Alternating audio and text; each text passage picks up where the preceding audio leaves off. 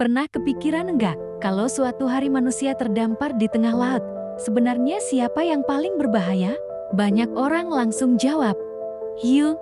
Sebagian lagi bilang, paus orca.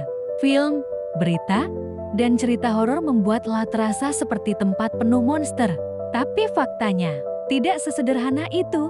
Di laut, manusia bukan bagian dari rantai makanan alami. Hiu, misalnya, hiu sering dianggap predator paling kejam.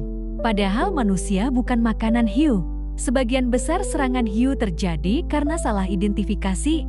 Dari bawah permukaan, papan selancar dan tubuh manusia bisa terlihat seperti anjing laut. Hiu menggigit sekali, lalu pergi. Karena ternyata, manusia bukan yang mereka cari. Lalu bagaimana dengan paus orca? Orca adalah puncak rantai makanan di laut. Ia memangsa hiu, anjing laut, bahkan paus lain. Namun anehnya, tidak ada satupun catatan orca liar yang memangsa manusia. Bukan karena mereka lemah, tapi karena mereka cerdas. Mereka tahu manusia bukan mangsa. Bahkan hiu pun takut pada orca. Saat orca muncul di suatu wilayah, hiu besar bisa menghilang berbulan-bulan. Ini menunjukkan satu hal. Kekuatan sejati di laut bukan soal keganasan, tapi soal strategi dan kecerdasan.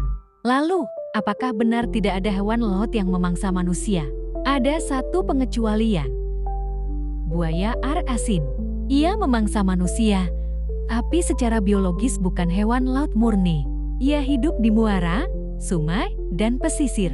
Jadi di laut terbuka, ancaman terbesar bagi manusia bukan predator. Yang paling berbahaya justru panik, kelelahan, hipotermia, dan dehidrasi. Laut tidak memusuhi manusia. Laut hanya tidak diciptakan untuk manusia. Ironisnya, makhluk yang paling merusak kehidupan laut bukan hiu, bukan orca, bukan predator manapun, melainkan manusia itu sendiri. Jadi lain kali saat melihat hiu atau paus, ingat satu hal. Mereka bukan monster.